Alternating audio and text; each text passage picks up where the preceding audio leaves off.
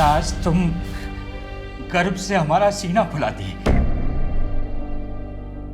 बहू की तरह नहीं, बेटे की तरह हमारा नाम रोशन किया। भाभी, आप प्रसाद खाइए। आप नहीं जानती कितना रुतबा बढ़ा दिए। भैया की जगह पुलिस की नौकरी ली। अब हम सबको अकड़ देंगे कि हमारी भाभी पुलिस वाली है। आज हम भी बहुत खुश हैं। किस्मत वालों को मिलता है ऐसा ससुराल जैसा हमको मिला है। आज से हम उसका देखभाल करेंगे। आ जाओ आ जाओ, अरे अरे अरे अरे अरे बच्चा। इस अग्नि की सौगंध बापूजी, आपने जो मुझ पे भरोसा किया है उसकी इज्जत मैं अपनी जान से भी ज्यादा करूंगी।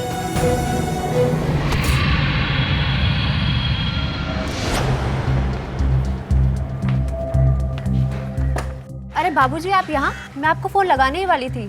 सपना आज ड्यूटी पर नहीं आई और उसका फोन भी स्विच ऑफ आ रहा है। सपना रात भर से घर लौटी नहीं है और उसके साथ हमारा छोटा महेंद्र भी है। दोनों का कुछ पता नहीं चल रहा है। बहुत डर लग रहा है हमको। सपना तो आदर्श नगर का घरेलू हिंसा वाला केस हैंडल कर रही थी ना? जी सर। क्यों करते हो तुम लोग इतनी लड़ाई? हाँ, आखिरी बार कह रही हूँ, दोबारा मुझे तुम लोगों की शक्ल नहीं देखनी। अरे इतने अच्छे लगते हो एक साथ, आराम से रहो, प्रेम से रहना सीखो, ठीक है ना?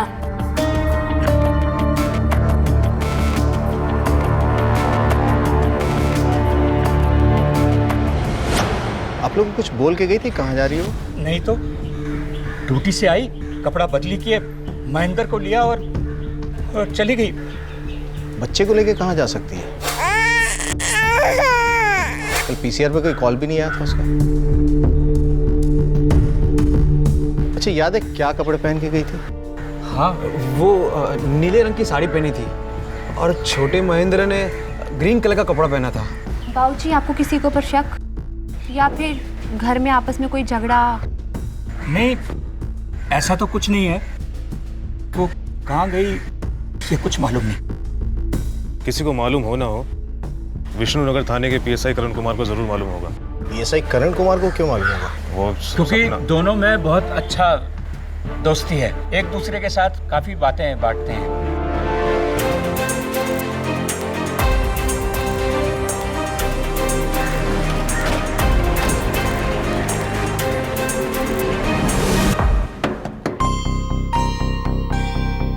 सर, आप यहाँ? सपना के बारे में बात करनी है। सपना से तुम्हारी काफी गहरी दोस्ती है ना?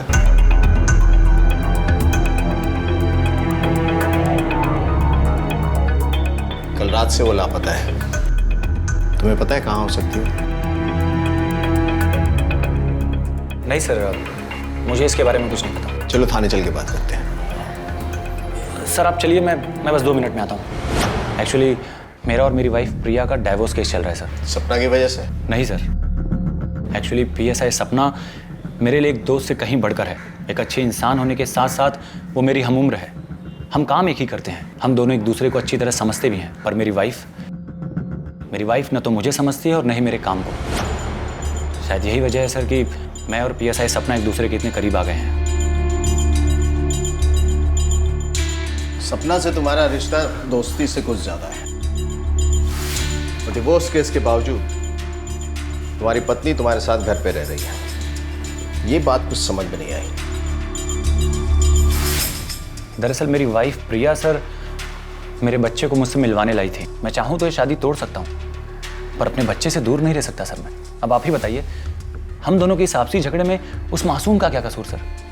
सपना मिसिंग है, उसके साथ उसका बच्चा भी। बता सकते हो कहाँ गई होगी? हो सकता है सर अपने भैया भाभी के यहाँ गई हो, तनुष तिवारी और आभा तिवारी। सर, सपना ने अपने भाई तनुष तिवारी को एक फ्रॉड और एक करप्शन के केस में जेल भिजवाया था। अपने भाई को जेल भिजवाया था?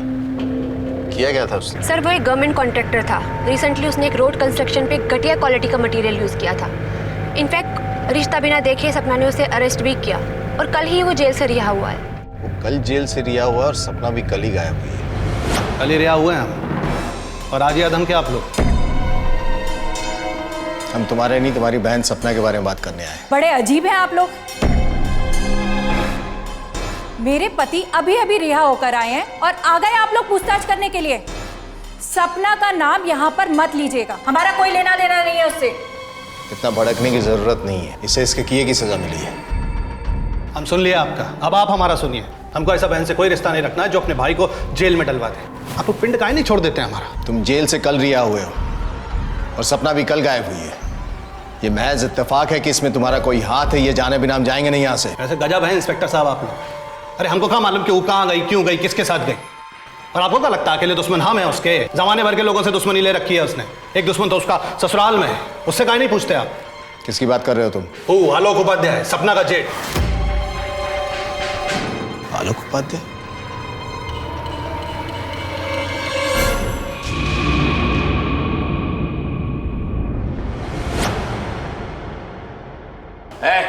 तुम यहाँ नहीं बैठ सकते। क्यों नहीं बैठ सकते? ऐसा क्या किया हम? अरे तुम ही एक आदमी हो इस घर में जो इस बात से खुश है कि सपना यहाँ से चली गई है। जब तक वो लौट कर नहीं आ जाती ना, तुम अपना शकल हमको दिखाना मत। ये मनुष्य शकल हम देखना ही नहीं चाहते। माना सपना हमको पसंद नहीं है, लेकिन छोटे महेंद्र का तो हमको भी चिंता है।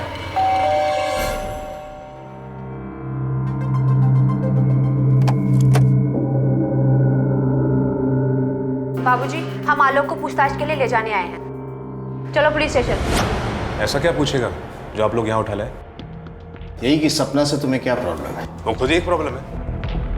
हम उम्र में बड़े उससे, कुछ खास नहीं किए जिंदगी में, पर ये हमको हमेशा जताती रही। जबकि हमारे स्वर्गवासी भाई ने कभी हमको नीचा नहीं दिखाया, और उसकी मौत के बाद जब पेंशन उसके नाम हुआ तो अपना असली रंग दिखाने लगी। आप काहे बवाल पाल रही? क्या जरूरत है महेंद्र भाई का नौकरी करने का? पेंशन लीजिए और चुप से बैठिए ना। हम ये नौकरी सिर्फ इसलिए करना चाहते हैं क्योंकि महेंद्र ये नौकरी देश की सेवा के लिए कर रहे थे। हम बस उनकी सोच को आगे बढ़ाना चाहते, तो इसमें गलत क्या है? आपके ऐसा करने से पेंशन बंद होगा और हमको अपना काम शुरू करने के लिए पैसा चाहिए, नहीं तो आपके सामने हाथ फैलाना पड़ेगा। अरे तुम अपना जरूरत काहे नहीं पूरा करते? सपना एकदम सही है सोची है। PSI सपना उपाध्याय, तुम आगे बढ़ो, मैं तुम्हारे साथ हूं। सोचा था उस पैसे से कुछ काम शुरू करेंगे, लेकिन नहीं, महारानी को तो महेंद्र का नौकरी चाहिए था। रो रहे मम्मा आके। मैं से ले जा।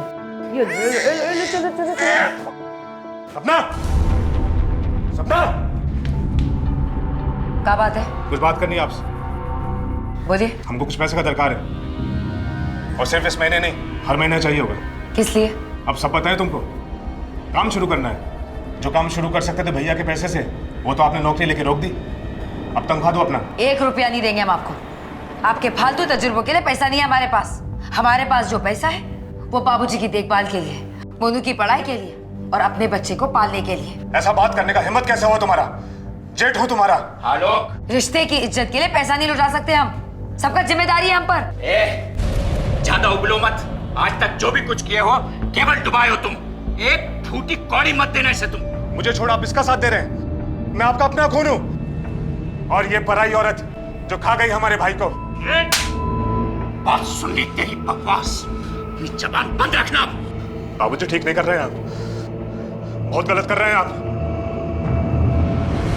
तो तुमने बदला लेने के लिए सपना और उसके बच्चे दोनों को गायब कर दिया। जिंदगी में फेलियर है, पर क्रिमिनल नहीं है। और छोटे महेंद्र को तो हम भी चाहते हैं, हमारे भाई की आखिरी निशानी है वो। मतलब तुम ये कह रहे हो कि तुमने कुछ नहीं किया? अगर तुमने कुछ नहीं किया तो किसने किया? बहुत लोग हैं करने वाले। एक तो उसका बॉयफ्रेंड है। PSI करण कुमार से हम बात कर चुके हैं। वो तो एक है, उसके अलावा भी कोई है। मैम ये आपके लिए। किसने भेजा है? वो तो पता नहीं, आप यहाँ पे साइन कर दीजिए। Thank you.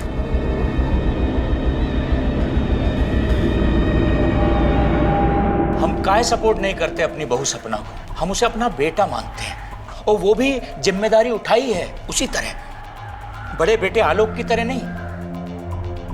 बिजनेस करने गए डुबा दिया, नौकरी करने गए छोड़ के भाग गए, सारा परपंच करने के बाद खोले परचूनी की दुकान, और वो भी घाटे में बंद। आप बताइए, ये बिजनेस के लिए हम अपने महेंद्र का पेंशन इसको बर्बाद करने देते? काहे? सर मैं यकीन से कह सकती हूँ कि सपना करण कुमार को धोखा नहीं दे सकती। वो उस टाइप की इंसान ही नहीं है। मैं भी मानता हूँ कि सपना ऐसी इंसान नहीं है, वैसा नहीं करेगी, लेकिन बात की तय तक गए बिना किसी भी नतीजे पर नहीं पहुंचना चाहिए। अब ये तो पता करना पड़ेगा ना कि आलोक झूठ बोल रहा है या कोई और भी इन्वॉल्व है। सर पीएसआई सपना मैडम का मोबाइल ट्रेस हुआ है। कल रात 12 बजे शहर के बाहर जंगल के आसपास स्विच ऑफ हुआ उनका मोबाइल। रात के 12 बजे जंगल में क्या कर रही थी? हेलो, क्या? तुमने फोन किया था? हाँ साहब, लगता है किसी इंसान की लाश को कोई जला के गया। हम देखे तो आपको फ़ोन किया साहब। सर मोबाइल के लोकेशन के हिसाब से रात को सपना 12 बजे तक यहीं पे थी। कहीं ये सपना की डेड बॉडी तो नहीं? अंदाजा लगाने से कुछ नहीं होगा स्वाति। इन हड्डियों को डीएनए टेस्ट के लिए भेजना पड़ेगा। देखते हैं रिपोर्ट में क्या आता है। सर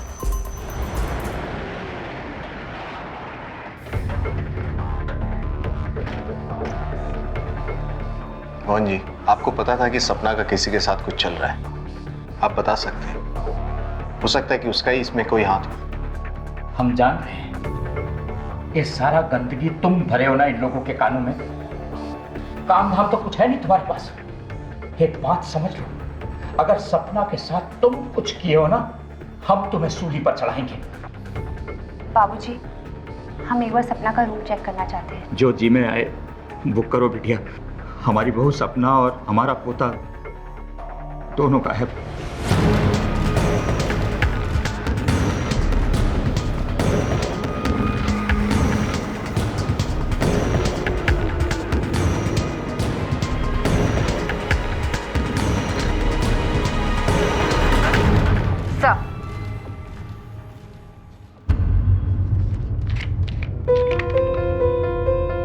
तुम्हारा चाहने वाला जो मरकर भी तुम्हें चाहेगा। बोले थे ना, इतनी शरीफ नहीं थी वो जितना आप लोगों को भ्रम था। अगर ये सपना के पसंद से आ रहे थे तो उसने खोला क्यों नहीं? इसे तो एक ही बात समझ में आ रही है कि कोई इसे परेशान कर रहा था। Sir PC gift shop. Sir इस टैग से हमें पता चल सकता है कि ये गिफ्ट कहाँ से खरीदा गया है। सर गिफ्ट शॉप से कोई भी इंफॉर्मेशन नहीं मिली और ना ही वहाँ पे कोई सीसीटीवी कैमरा है। कोई ना कोई इन्फॉर्मेशन तो हमें जरूर मिलेगी इसके सुलझाने में। सर कितनी अजीब जिंदगी है ना हमारी। हमारे साथ काम करने वाली सपना कितना कुछ झेल रही थी। एक तरफ से उसका जेठ उसे पूरी दुनिया के सामने बेइज्जत करता रहता था। धन्यवाद।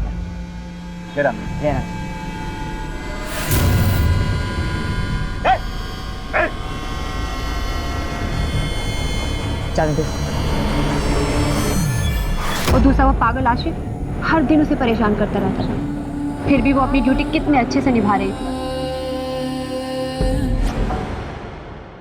सर भगतराम, आप सपना के साथ थे ना? जी साहब। आपने उन्हें किसी अजनबी से बात करते हुए या ऐसा कुछ देखा जो आपको अजीब लगा होगा? नहीं साहब, ऐसा तो कुछ भी नहीं लगा। लेकिन हाँ साहब, एफएम रेडियो पर मैडम के लिए किसी ने 1-2 बार गाना बजवाया था, वो भी अपना नाम छुपाकर चाहने वालों की तरफ से। सर हमें उस रेडियो स्टेशन से उस चाहने वाले का नंबर मिल सकता है जहाँ से उसने फ़ोन किया था। इस आरजे को बुलाओ जिसने गाना बजवाया था। जी। उसका नाम बताना तो पॉसिबल नहीं होगा सर, क्योंकि उसने सपना का चाहने वाला बोल के रिक्वेस्ट दी थी। मेरे पास उसका नंबर है। हालांकि कुछ दिन पहले पीएसआई सपना खुद हमारे रेडियो स्टेशन आई थी और मैंने ही उन्हें ये नंबर दिया था। कौन है वो इंसान जो मुझे फोन कर मेरे नाम से गाने की रिक्वेस्ट भेजता है? नाम उसका नंबर ही है मेरे पास, मैं उसका नंबर आपको दे सकता हूँ। नाम क्या है उसका? नाम तो नहीं बता सकता मैं। साहब नंबर तो मेरा ही है।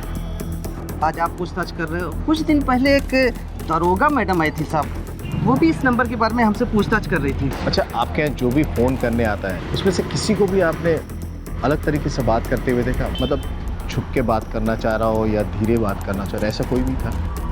साहब एक लड़का आता है, सर पर नीले कलर की टोपी लगाए हुए और धूप का काला चश्मा साहब, उस तरफ मुंह करके धीरे धीरे कुछ बात करता है साहब। मतलब सपना ने इस बारे में किसी को भी इसलिए नहीं बताया क्योंकि वो खुद पता कर रही थी। सवाल तो ये है कि वो उससे मिला या नहीं। मुझे पता है वो तू ही है जो इतने दिनों से मुझे परेशान कर रहा है।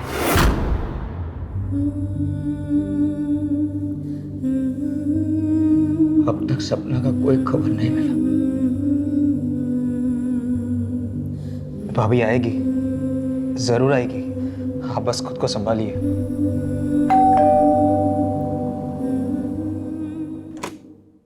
साहब आपकी चिट्ठी आई। इसको देखते ही तो हम बहुत घबरा गए थे। तब्बे की तब्बे ही आपके पास आ गई। सर ये लेटर सपना के नाम आया है, वो भी किसी ने खून से लिखा है। लगता है उसी आशिक ने अपने खून से लिखा है लेटर। सही है, देखिए ये लेटर 4 दिन पहले पोस्ट हुआ है। स्टैम्प पे डेट और जगह का नाम भी है, हाजीरंग पोस्ट ऑफिस।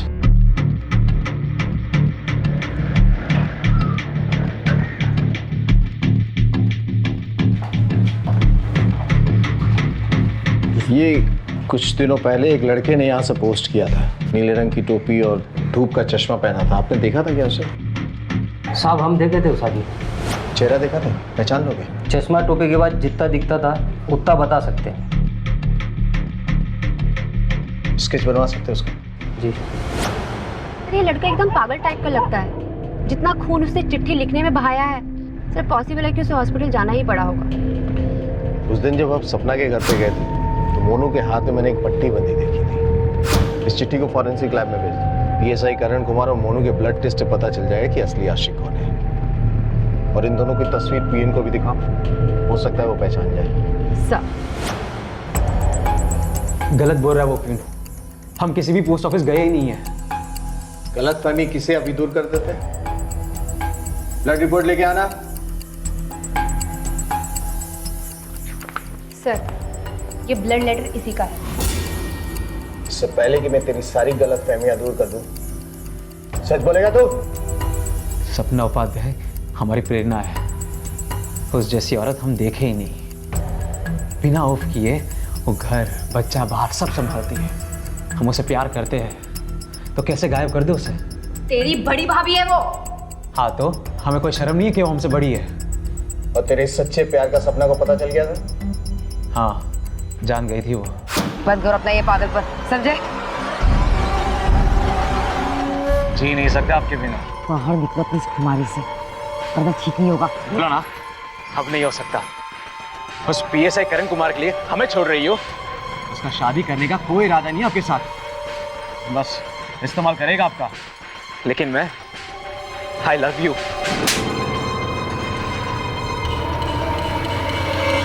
तो इतने यकीन से कैसे कह सकता है कि पीएसआई करण कुमार धोखेबाज है? क्योंकि वो गिरा हुआ है, हमने अपनी आंखों से देखा है।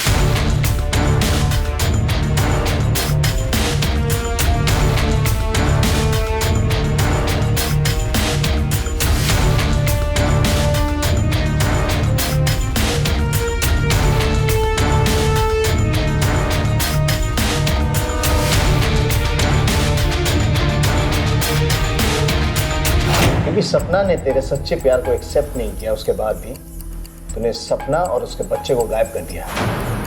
पता कहाँ है वो? गायब करने की जरूरत नहीं है, क्योंकि हम सपना को एक दिन पाके ही रहेंगे। इसलिए मैंने उसे खून से लिखी चिट्ठी भेजी थी। सर आलोक और तनुज तिवारी की तरह मोनू के पास भी एक बहुत स्ट्रांग मोटिव है सपना को गायब करने का।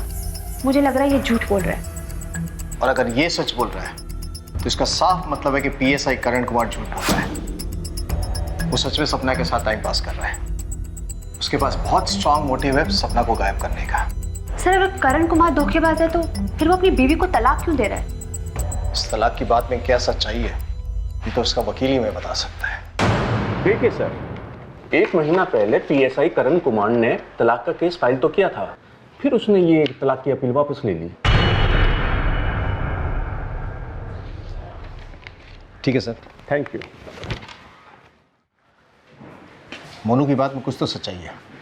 पीएसआई करण ने अचानक तलाक का इरादा बदल दिया। आपके मारने से क्या होगा? हमारे दिल में सपना के लिए जो प्यार है वो खत्म हो जाएगा। इतनी घटिया हरकत करते हुए शर्म नहीं आया तुमको?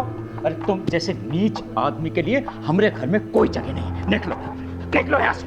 अपना शकल मत दिखाना हमें। चलो चल। जी सर, वो डाइवोर्स अपील मैंने ही वापस ली थी, पर वो भी सपना उपाध्याय की वजह से। वो डिसाइड ही नहीं कर पा रही थी कि उससे मुझसे शादी करनी भी है या नहीं। उसके इस डबल माइंडेड होने की वजह से मैं अपनी गृहस्थी तो नहीं तोड़ सकता ना सर। डबल माइंडेड मतलब? सर वो अपने परिवार में अकेली कमाने वाली है।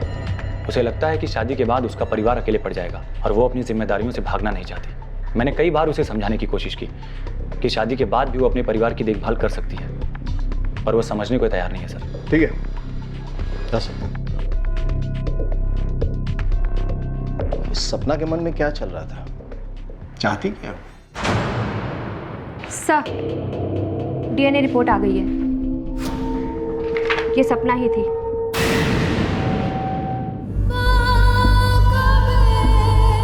इस अग्नि की सौगंध बाबूजी, आपने जो मुझ पे भरोसा किया है उसकी इज्जत मैं अपनी जान से भी ज्यादा करूंगी।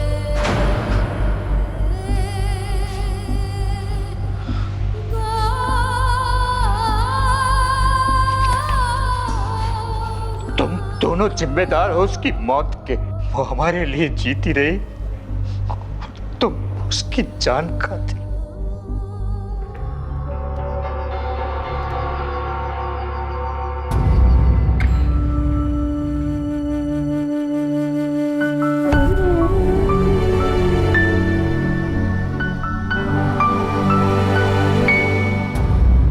तारीख को सपना का कत्ल हुआ शाम 7 बजे से लेकर 1 बजे के बीच में।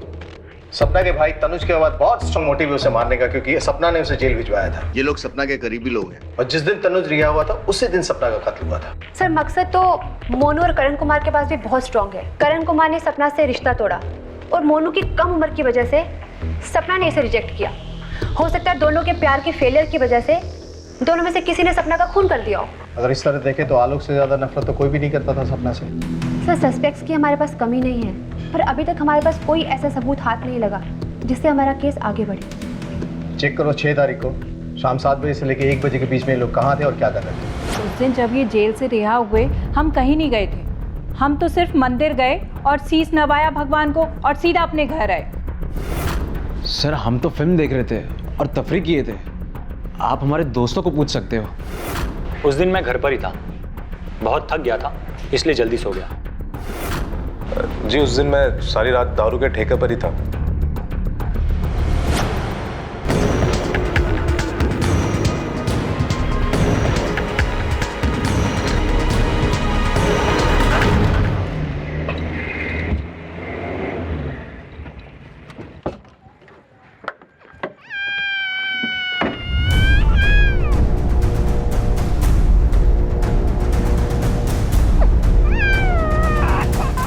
लगता है कोई इसे पुलिस स्टेशन के बाहर छोड़ गया।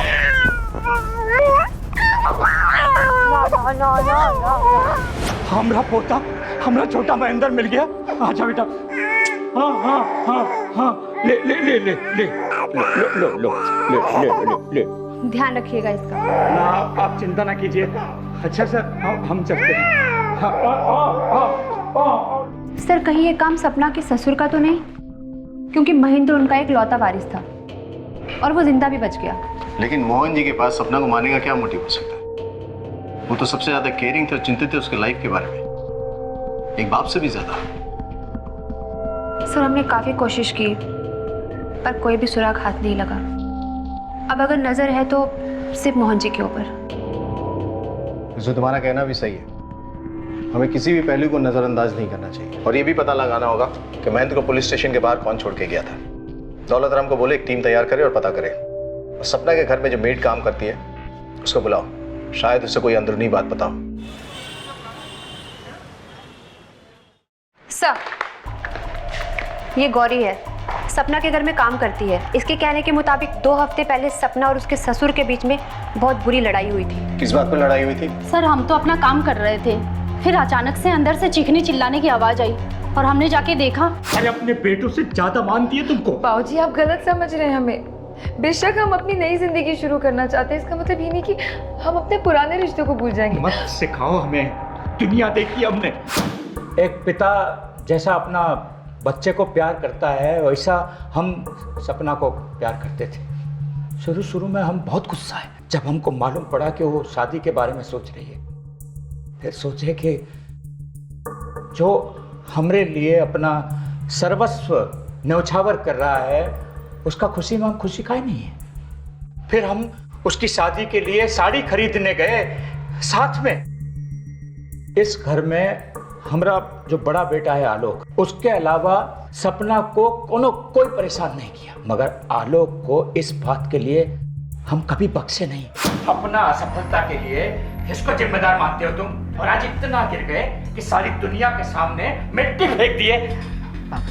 बाबूजी प्लीज जाने। कैसे? अरे हम कह रहे हैं वो जादू टोना की है आप पे, तभी आप अपनी औलाद का नहीं इस कमीनी औरत का साथ दे रहे हैं। हमारा हक मार रहे हैं आप।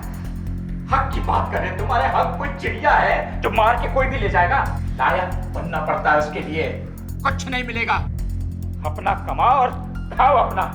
हम नहीं कहते कि हमसे कभी कोई गलती नहीं हुआ है। सपना की हर परेशानी का हम बराबरी से हकदार मानते हैं अपने आप को। हमें पता चला है कि महेंद्र को किसी अनजान व्यक्ति ने पुलिस स्टेशन के बाहर छोड़ा है। आपको किसी पे शक है? घर परिवार का तो ऐसा कुछ हमको याद नहीं पड़ता, पर बाहर कामकाज के सिलसिले में कोई दुश्मनी हुआ होगा तो फिर बता नहीं सकते।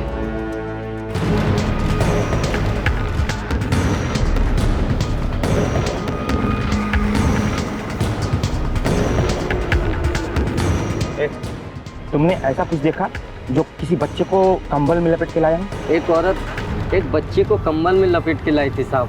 वो औरत साड़ी पहनी हुई थी। अच्छा, किस तरफ से आई थी? वो उस तरफ ऑटो से आई थी साहब।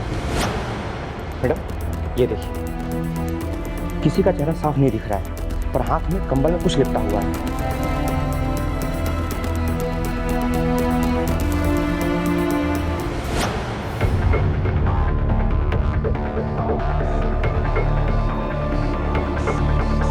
साहब जी का है ना कि हम सवारी अलीनगर से लेता हूँ और वो औरत वहीं से बैठी थी। सर, साड़ी की दुकान से ये इन्फॉर्मेशन मिली है कि मोहनलाल और सपना दोनों एक साथ गए थे। इसका मतलब ये है कि मोहनलाल सच कह रहा था। सर एक और बात, तनुज तिवारी जिस जेल में बंद था वहाँ उसका किसी से झगड़ा हुआ था, जिसके कारण उसे कोई अंदरूनी चोट भी आई और अब वो बाप नहीं बन सकता। इसका मतलब है कि तनुज के पास एक और कारण था सपना को मारने का। हो सकता है वो सोच रहा हो कि सपना की मौत के बाद बच्चे की कस्टडी उससे मिल जाए और वो पेंशन पे हाथ साफ कर सके। हाँ नहीं बन सकते ये बाप, लेकिन इसका मतलब ये तो नहीं है कि सपना के साथ हमने कुछ किया है। समझ काहे नहीं रहे? हम काहे मारेंगे उसको? कोई फायदा है हमारा? फायदा तो है, और एक नहीं दो दो। एक तो तुम्हारा बदला पूरा हो जाता और दूसरा तुम लोगों को इस बात का वहम हो गया था कि सपना की मौत के बाद उसके बेटे की कस्टडी तुम लोग को मिल जाती। चलिए मान लेते हैं आपकी बात, ये सारा का सारा प्लानिंग हमने किया, लेकिन हम पागल नहीं हैं कि जिस दिन हम रिहा हुए उसी दिन ये कांड कर दें, सपना को मार दें, ताकि सारा का सारा पुलिस फोर्स हमसे पीछे लग जाए और हमको फिर से जेल में जाके बैठना पड़े। एक बात हम आपसे छुपाए थे, लेकिन अब हम आपको वो बात बताएंगे तो आपको हमारे ऊपर भरोसा आ जाएगा। सपना के ऊपर जानलेवा हमला पहली बार नहीं हुआ था, पहले भी कई बार हो चुका था।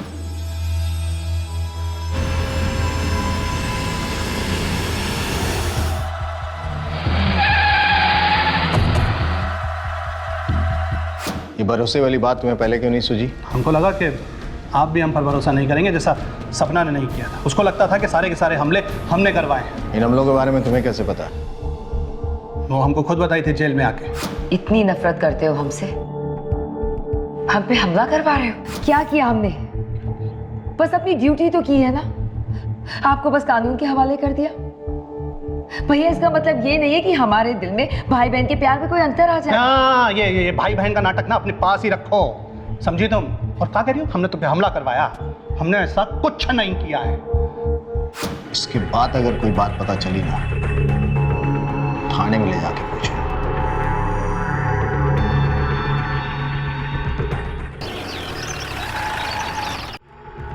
मोहनलाल जी, क्या बात है? सर हमारा छोटा बेटा मोनू फोन किए बंद आ रहा है, सबसे पूछे ढूंढे, कुछ पता ही नहीं चल रहा उसका। ये अचानक कहाँ गायब हो गया? ठीक है, आप लोग घबराइए मत, ढूंढते हैं उसे। सर कहीं मोनू ने सपना का फोन तो नहीं किया ना? कहीं हम उस तक पहुंच ना जाए, इस डर के मारे वो कहीं भाग गया हो। उसका मोबाइल ट्रेस करो, लास्ट लोकेशन क्या थी पता करो। सर मोनू की फ़ोन डिटेल्स आ गई है। फ़ोन की लास्ट लोकेशन अशोकनगर, वहीं उसका फ़ोन स्विच ऑफ हुआ है।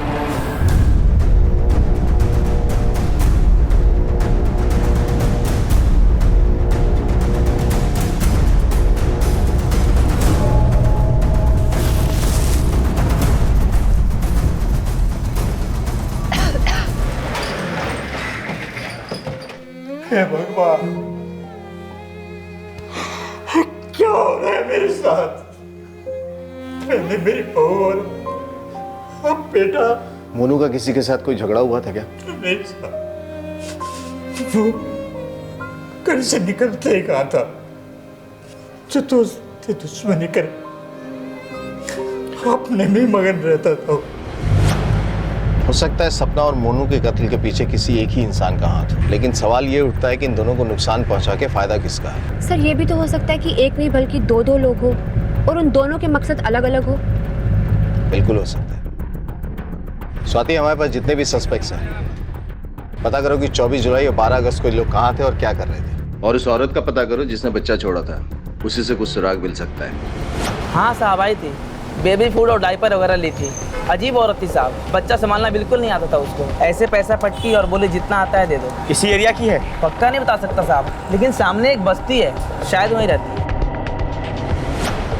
2 सप्ताह पहले PSI सपना उपाध्याय आपसे मिलने गई थी, क्यों गई थी? जी, उन्हें एक वसीयत बनवानी थी। वकील साहब, मैं एक विधवा हूँ, अपने ससुराल में एक अकेली कमाने वाली। मैं अपनी एक नई जिंदगी शुरू करने जा रही हूँ, तो मैं नहीं चाहती कि मेरे ससुराल वालों को कोई भी तकलीफ आए। और हाँ, उन्होंने ये भी बोला था यदि उन्हें कुछ हो जाता है तो उनके बेटे की कस्टडी मोहनलाल जी के पास ही हो। ठीक है, आप जा सकते। सर ऐसा लग रहा है कि सपना अपने बारे में कभी सोचती ही नहीं थी, बस दूसरों के लिए जीती थी, वो भी ऐसी मुस्कान के साथ कि हम लोग कभी समझ भी नहीं पाए कि वो कितनी परेशान है।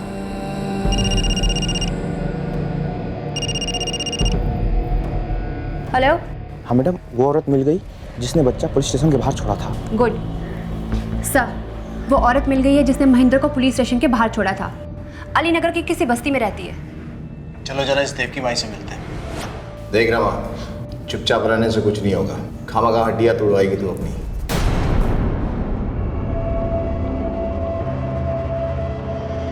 हाँ, ये सब हम ही किए हैं। अपनी बहू को बेटा बनाया और अपने बेटे को, अपने खून को कुत्ता के जैसे लताड़े। जबान संभाल के बात करो, नहीं यही जबान खींच के गले में लपेट देंगे, समझे? वो प्रेम में पड़कर शादी करना चाहती थी, नई जिंदगी जीना चाहती थी।